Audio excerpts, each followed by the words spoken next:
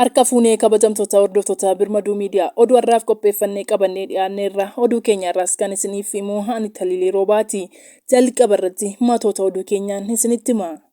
Ilmaan Oromoo namni 7 Somaaliyaa keessatti ajjeefamuun gabaafame. Kibba Somaaliyaatti ilmaan Oromoo 7 hidhattootaan ajjeefamuun dhaga'ameera. Qondaalli mootummaa Somaaliyaa tokko aleellaa kanaaf Al-Shabaab yommuu komatu, mootummaan Itoophiyaa lammiilee isaa ajjeefaman kana ilaalchisee aga ammatti hoomaan jenne. UK'n rakkoo namoomaa Itoophiyaa keessaa furuuf deeggarsa akka taasisuuf jirtu ibsite. Rakkoo sababoota adda addaatiin uumaman kana furuuf kan oolu deeggarsa paawundii miliyoona 100 gochuuf waadaa seentetti. Biyyoonnii fi dhaabbileen addunyaas birmannaa akka taasisan gaafatte. Muummichi ministeeraa Itoophiyaa Abiy Ahmed garuu sababa beelaatiin lubbuun namaa darbe hin jiru jechuudhaan lubbuu namoota sababa beelaatiin darbaa jiru waakkateera. Loltoonni Eertiraa daangaa Tigraay keessatti yakka raawwachuu itti fufaniiru. Dhibbana waraanni Eertiraa dhalattoota Tigraay ukkaamsee fudhachuu fi beeladoota saamuun gabaafameera. Waliigalteen TPLF fi mootummaa federaalaa gidduutti mallatteeffame waraanni Eertiraa naannoo Tigraay keessaa akka ba'an kan dirqisiisu ta'ullee Eertiraan ammallee waraana ishee Tigraay keessaa hin baafne. Kunniin matoota oduu keenya har'aati. Aga xumuraatti akkan waliin turtan isin afeeraa. Gara babal'ina oduutti waliin dabarra.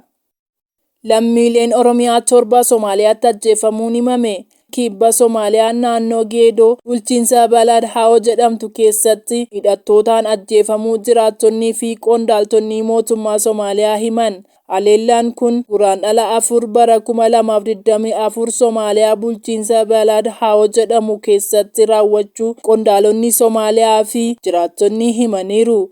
BBC'n jiraataa magaalaa Moqaadishoo fi itti gaafatamaa hawaasaa Itoophiyaa Somaaliyaa ta'an wabeeffatee akka gabaasetti aleellaa dilbata geggeeffameen namoonni 6 ajjeefamaniiru jedhan. Dabalataan fulbaana 5 2024 namni biraa madaa'ee tures lubbuun darbuu himan. Namoota ajjeefaman kanneen keessatti dubartoonnis akka argamanis himameera. Abbaa fi haati bira ajjeefamanii daa'imni qofaa haftellee akka jirtu kan himan jiraataan kun namoonni ajjeefaman warruma achitti hojjetatanii jiraatan akka ta'es himaniiru. Hakiimni hospitaala Balad Haawo maqaan isaanii akka heeramu hin feene reeffi namoota 6 hospitaalicha galuu fi lammiilee Itoophiyaa ta'uu himaniiru. Dabalataan namoonni biroo 6 madaa'uun hospitaalicha galfamuu fi yaalamanii ba'uu himan.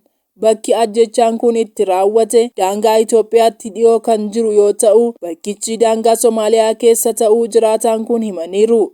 Hidhattoonni ajjechaa kana raawwatan manarra deemuudhaan akka ajjeesan eeruudhaan eenyummaan garee ajjechaa kana raawwatanii garuu ifa akka hin taane himan. Ajjechaan kun halkan walakkaa booda kan raawwate yommuu ta'u, qaamni mootummaa bakkichaa ajjechaa kanaaf Al-Shabaabitti quba qabaniiru. Lammiileen Itoophiyaa hedduun Somaaliyaa keessa kan jiraatan yoo ta'u, kanneen haleellaa kanaan ajjeefaman dhalattoota Oromoo ta'uun himameera. Waa'ee ajjechaa lammiilee isaarra ga'ee ilaalchisee mootummaan Itoophiyaa hanga gabaasni kun qindaa'etti ibsa hoomaayyuu hin kennine. Erga Itoophiyaa fi Somaaliilaand amajjii 1 2024 Itoophiyaan ulaa galaanaa akka argattuuf waliigaltee wal hubannoo walii mallatteessanii as muddamni biyyoota lamaan gidduu haalaan dabaleera. Lammiileen Itoophiyaa, Somaaliyaa fi Somaaliilaand keessa jiraatanis sodaa fi yaaddoo guddaaf saaxilamaniiru. UK'n rakkoo namoomaa Itoophiyaa keessaa furuuf gargaarsa paawundii miliyoona 100 kennuuf waadaa galte. Rakkoon namoomaa Itoophiyaa keessa jiru yeroo ammaachaa dhufetti namoota miidhaman miliyoona 3 ol ta'an gargaaruuf UK'n paawundii miliyoona 100 akka kennitu beeksisteetti.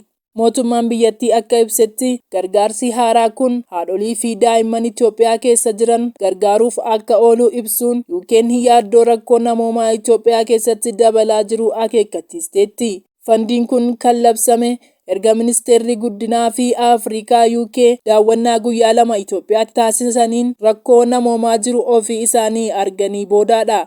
Rakkoo guddaa uumamuu danda'u kana hambisuuf hawaasni idil addunyaa tarkaanfii akka fudhatuufis UK'n waamicha dhiyeessiteetti. Haadholii fi daa'imman dabalatee Itoophiyaa keessatti namoonni miliyoona 3 ol ta'an karaa sagantaa gargaarsa namoomaa UK'tiin gargaarsi lubbuu baraaruu malu ni argatu. Dabalataanis gargaarsi naannoo Tigraay ni dabalaa jedhameera. Fandiin UK haaraa paawundii miliyoona 100 ta'u kun du'a hambifamuu danda'u kan daa'immanii keessumaa daa'imman umurii ganna 5 gadi haadholii ulfaa akkasumas kanneen da'an irratti xiyyeeffatee jiru hambisuuf akka oolu ibsaniiru.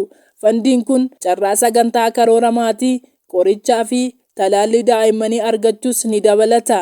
Dabalataanis fandiin atattamaa kun hanqina nyaataa fi du'a oolchamuu danda'u kan akka dhibeewwan busaa fi koleeraa irraa dhufu ittisuuf wiirtulee fayyaa 75 akka gargaaru ibseera. Ministeerri guddinaa fi Afrikaa UK hanqinni nyaataa sadarkaa hamaarra jira. Waraanni uummata qeerraa buqqisee bu'uuraalee misoomaa ijoo diigeera jedha. Itti dabaluunis namootni miliyoonaan lakkaa'aman buqqa'insa beelaa fi gargaarsa barbaaduu keessatti danqamanii jiru. Akkuma barame keessumaa dubartoonnii fi daa'imman kanneen jalqaba miidhamanidha jedhan. Mootummaan UK fi gumaachitoonni idila addunyaa namoota miliyoona 6.6 ta'an gargaarsa barbaadaniif deebii kennaa jiru. Ta'us akka ministeerichi akeekkachiisanitti lakkoofsi namoota hanqina nyaataan hubamanii dabalaa jira.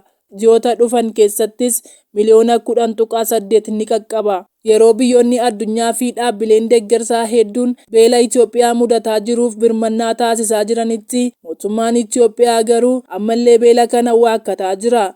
Koomishiniin to'annoo balaa Itoophiyaa hongeen faayidaa siyaasaaf itti dhimmi bahamaa jira jedha. Koomishineerri Koomishinii To'annoo Balaa Itoophiyaa obbo Shifarraaw Takilamaariyaam haalli amma Itoophiyaa keessa jiru hongeedha malee beela akka hin taane himaniiru.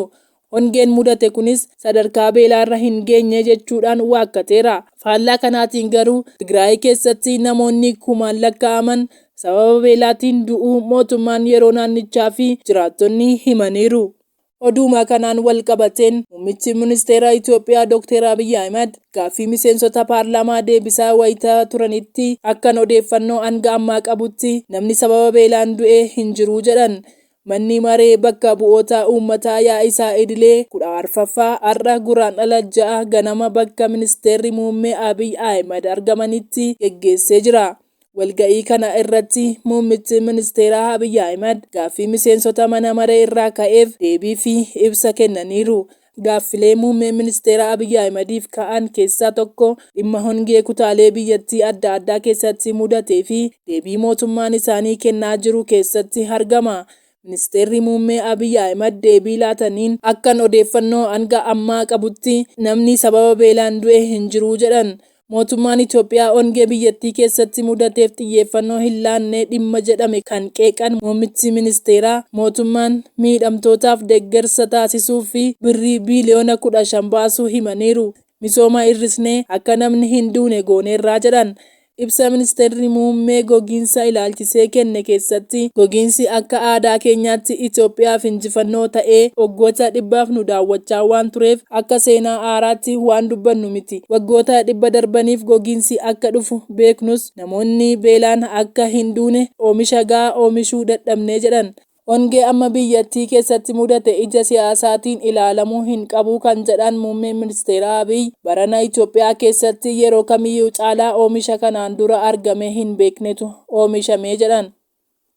Loltoonni Eertiraa naannolee daangaa Tigraay keessatti qonnaan bultoota butanii beeladoota 100 lakkaa'aman saamanii deemuun gabaafame. Waliigalteen araaraa mootummaa Itoophiyaa fi TPLF gidduutti mallatteeffame baatii 15 boodallee waraanni Eertiraa Tigraay keessatti yakka raawwachaa jiraachuu gabaasni tibbana ba'e ni mul'isa. Waliigalteen sun waraanni Eertiraa daangaa Tigraay keessaa akka ba'an kan ajaju ta'ullee waraanni Eertiraa aga ammaatti lafa Tigraay qabatanii dhalattoota Tigraay irrattis yakka raawwachuu isaaniitu gabaafamaa jira.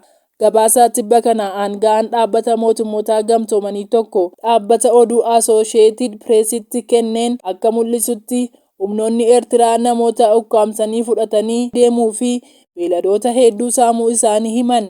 Ministeerri odeeffannoo Eertiraa himannaa kana haaluun gabaasni weerara beeladaa fi butamuu namootaa jedhame soba jechuun jimaata darbee dhaabbata oduu kanaatti himaniiru. Gaafa amajjii 22 horsiisee bulaan 8 harree fi gaala isaanii waliin butamanii turan. Kan biraa ammoo muddee 6 beeladoota 56 waliin namoonni 6 butamanii turan. Yeroo sadaffaaf gaafa muddee 5 loltoonni Eertiraa beeladoota 100 hataniiru jedha galmeen kun. Sanadni kun akka hubachiisutti bakkoonni daangaa biyyoota lamaanirra jiran waraana Eertiraan guutummaan guututti kan qabaman yookaan kan to'ataman ta'uu ibse. Kunis namoonni wal dhabdee kanaan buqqa'an gara qe'ee isaaniitti deebi'anii lafa isaanii misoomsuu hin danda'an jechuudha jedhe. Bakka hedduutti waraanni federaalaa kan Itoophiyaa akka hin jirree fi namoota seeguu dadhabaa jira jedha. Akkasumas aanaalee xixiqqaa lama kanneen caamaan miidhamanii fi gargaartonni namoomaa argachuuf rakkisaa ta'an keessatti yoo xiqqaate namoonni 50 beelaan du'uu isaanii galmeen kun gabaaseera. Egaan dhaggeeffattoota keenya oduun har'aaf qindeeffannee kana fakkaata ture. Waan hordoftaniif galatoomaa jechaa sagantaa keenya afanii waliin turtii gaarii.